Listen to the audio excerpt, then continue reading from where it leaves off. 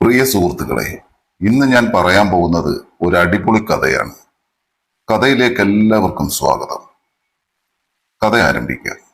എൻ്റെ പേര് രഞ്ജിത്ത്. എൻ്റെ വീടിന്റെ തെക്കതിൽ ഒരു മുസ്ലിം കുടുംബമാണ് താമസിക്കുന്നത്. ഷാഹുലിക്കായും ഫസീലാത്തായും. അവർക്ക് 2 മക്കളാണ്, ഒരാണും ഒരു പെണ്ണും. പെൺകുട്ടിയുടെ പേര് നാദിറ. വിവാഹം കഴിഞ്ഞു. കെട്ടിയോൻ ഗൾഫിൽ കടയാണ്. അവർക്ക് 2 കുട്ടികളും ഉണ്ട്. കുഞ്ഞിലേ തൊട്ട് 2 വീട്ടുകാരും തമ്മിൽ അടുത്ത ബന്ധമായിരുന്നു. ഷാഹുലിക്കായ്ക്ക് മീൻ കച്ചവടമാണ്.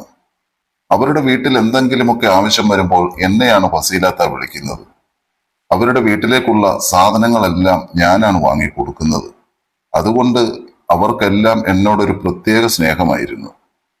പക്ഷെ എനിക്ക് നാദറാത്തയെ കാണുമ്പോൾ ഒരു കൊതി നിറഞ്ഞ സ്നേഹമായിരുന്നു.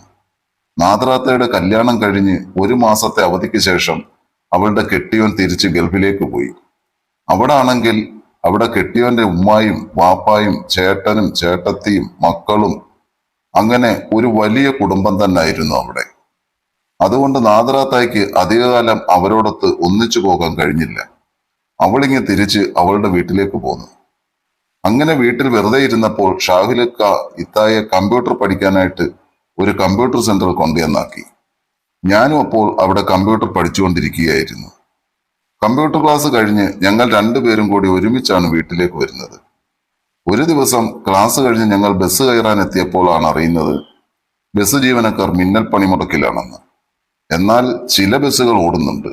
അതിലാണെങ്കിലോ ഒടുക്കലത്തെ തിരക്കും. അവസാനം തിരക്കുള്ള ഒരു ബസ്സിൽ ഞങ്ങൾ വല്ല വിധേനയും കയറിപ്പറ്റി.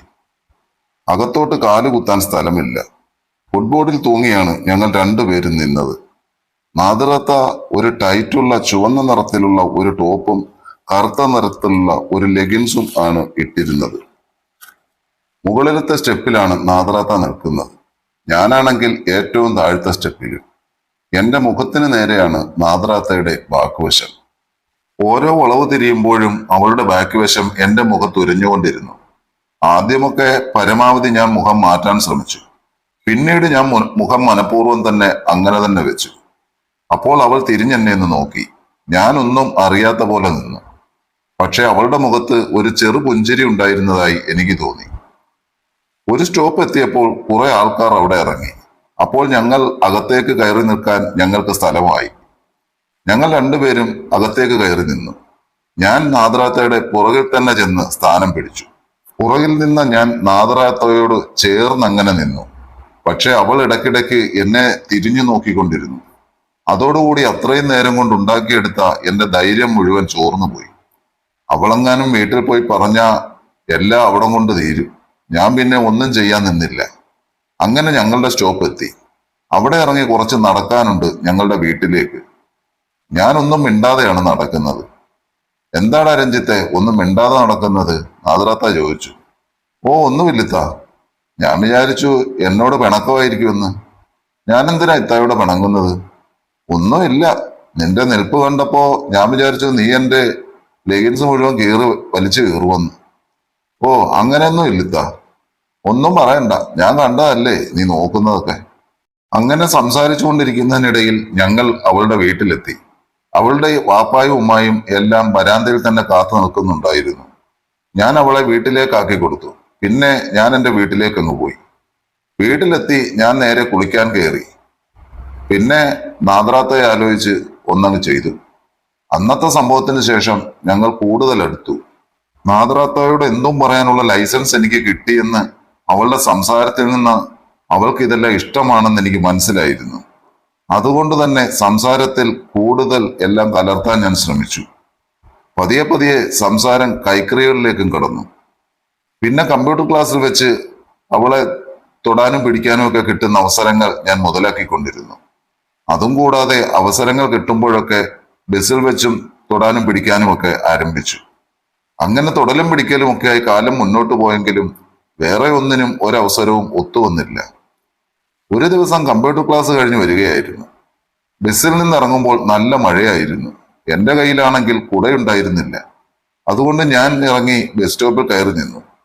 നാദിറാത്തയുടെ കയ്യിൽ കുടയുണ്ടായിരുന്നു. അവൾ എന്നെ വിളിച്ചു. ഒരുമിച്ച് പോകാമെന്ന് പറഞ്ഞു.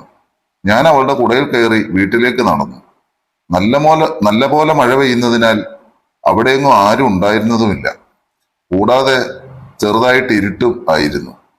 ഞാൻ പതുക്കെ കൈയിട്ട് അവളെ എന്നോട് ചേർത്ത് പിടിച്ചു. പിന്നെ പെതുക്കെ അവിടെ ഇവിടെയൊക്കെ ടച്ച് ചെയ്യാൻ തുടങ്ങി. ആരെങ്കിലും കാണുമോ എന്ന പേടി കൊണ്ടാണെന്ന് തോന്നുന്നു അവൾ എന്റെ കൈ തട്ടി മാറ്റാൻ ശ്രമിക്കുന്നുണ്ടായിരുന്നു. പതുക്കെ പതുക്കെ അവളുടെ എതിർപ്പ് കുറഞ്ഞു വന്നു. അപ്പോഴേക്കും ഞങ്ങൾ അവളുടെ വീടിനടുത്ത് എത്തിയിരുന്നു.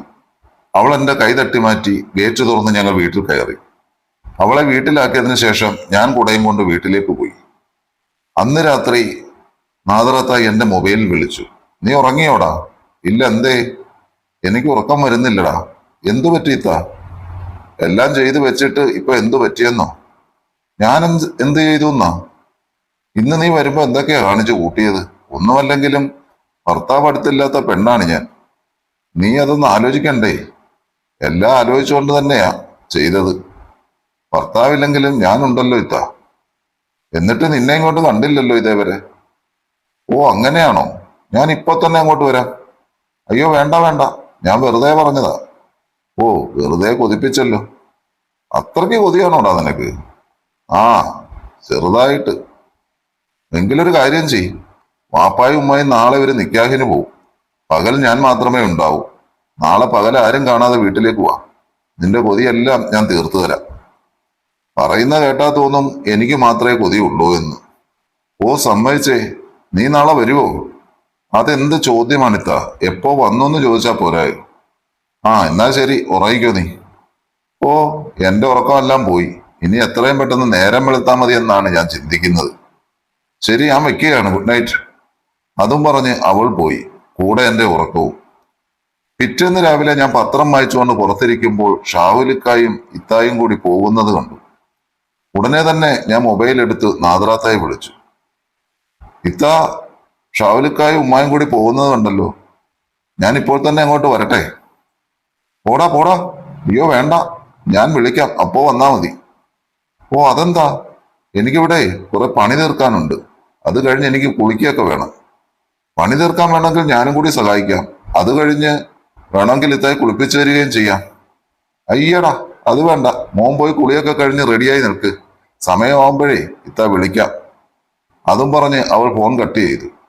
ഞാൻ കുളിയൊക്കെ കഴിഞ്ഞ് റെഡിയായി അമ്മയോടൊരു കൂട്ടുകാരന്റെ വീട്ടിലേക്ക് പോവുകയാണെന്നും രാത്രിയിലേ വരത്തുള്ളൂന്നും പറഞ്ഞു. അങ്ങനെ വീട്ടിൽ നിന്നിറങ്ങി നാദറാത്തയുടെ വീടിനടുത്ത് എത്തിയപ്പോ ആരെങ്കിലും ആ പരിസരത്തുണ്ടോ എന്നൊന്ന് നോക്കി. ആരെയും അവിടൊന്നും കണ്ടില്ല. ഞാൻ ഗേറ്റ് തുറന്നു അകത്തേക്ക് കയറി. കോളിംഗ് ബെല്ലിൽ അടിച്ചപ്പോ നാദറാത്ത വന്ന് വാതിൽ തുറന്നു. എന്നെ കണ്ടതും അവൾ ഞെട്ടിപ്പോയി. ഞാൻ പെട്ടെന്ന് അകത്ത് കയറി വാതിലടച്ചു. ഷേ, നീ എന്തൊരു പരിപാടിയാടാ കാണിച്ചേ? ഞാൻ നിന്നോട് വിളിക്കുമ്പോ വന്നാ മതി എന്നല്ലേ പറഞ്ഞത്? എനിക്ക് ആനാണെങ്കിൽ കുളിച്ചിട്ടും ഒന്നുമില്ല ഇതുവരെ. ഇത്തായെക്കുറിച്ച് ആലോചിച്ചപ്പോ എനിക്ക് അവിടെ ഇരിക്കാൻ പറ്റിയില്ല. അതുകൊണ്ടാ വേഗം ഇഞ്ഞു പോരുന്നത്. നീ വരുന്നത് ആരെങ്കിലും കണ്ടോ? ഓ, ഇല്ല. എന്നാ പിന്നെ ഒരു കാര്യം ചെയ്യ്, നീ ഇവിടെ ഇരിക്കേ, ഞാൻ പോയൊന്ന് കുളിച്ചിട്ട് വരാം. അതും പറഞ്ഞ് ഇത്ത തിരിഞ്ഞു നടക്കാൻ തുടങ്ങിയപ്പോൾ ഞാൻ പെട്ടെന്ന് ഇത്തായെ പുറകിൽ കൂടെ ചെന്ന് കെട്ടിയൊരു പിടുത്തം. വിട്, ആകെ വിയർത്തിരിക്കുകയാണ്. കുളിയൊക്കെ കഴിഞ്ഞിട്ട് മതിയല്ല. അതും പറഞ്ഞ് ഇത്ത എന്നെ തള്ളി മാറ്റി ഓടി റൂമിൽ കയറി വാതിലടച്ചു. ഞാൻ നിരാശയോടെ അവിടെ ഉണ്ടായിരുന്ന സോഫയിലിരുന്നു. കുറച്ചു സമയം കഴിഞ്ഞു കാണും മുറിയുടെ വാതിൽ തുറന്നു. ഞാൻ നോക്കുമ്പോൾ ഒരു ടവൽ മാത്രം ചുറ്റി നാദറാത്ത നിൽക്കുന്നു. ഞാൻ അങ്ങോട്ട് ചെന്നു. ഞാൻ അകത്ത് കിടന്നു. പിന്നെ അവിടെ ഒരു ഉത്സവമായിരുന്നു. വൈകുന്നേരം വരെ സമയമുണ്ടെങ്കിലും ഞങ്ങൾക്ക് ക്ഷമ വളരെ കുറവായിരുന്നു. അങ്ങനെ ഞങ്ങൾ എല്ലാം ആസ്വദിച്ചു. ഒടുവിൽ എപ്പോഴോ ഞങ്ങൾ ഉറങ്ങിപ്പോയി. കുറച്ചു നേരം കഴിഞ്ഞു ഞാൻ ഞെട്ടി ഉണർന്നു നോക്കിയപ്പോ മണി 2 കഴിഞ്ഞിരുന്നു. ഞാൻ നോക്കുമ്പോ നാദറാത്ത അവിടെ തന്നെ കിടപ്പുണ്ട്. അവളുടെ കിടപ്പ് കണ്ട് എനിക്ക് ഒന്നും കൂടി നോക്കിയാലോ എന്ന് തോന്നിയതാണ്. എങ്കിലും അവളുടെ വാപ്പായും ഉമ്മായും വന്നാലോ എന്ന് ഭയന്ന് ഞാൻ വേഗം ഡ്രസ്സെല്ലാം എടുത്തിട്ടു. എന്നിട്ട് അവളെ ഉണർത്താതെ ഒരു പുതപ്പെടുത്ത് അവളെ പുതപ്പിച്ച ശേഷം ഞാൻ മുറിയിൽ നിന്നും പുറത്തേക്ക് ഇറങ്ങി.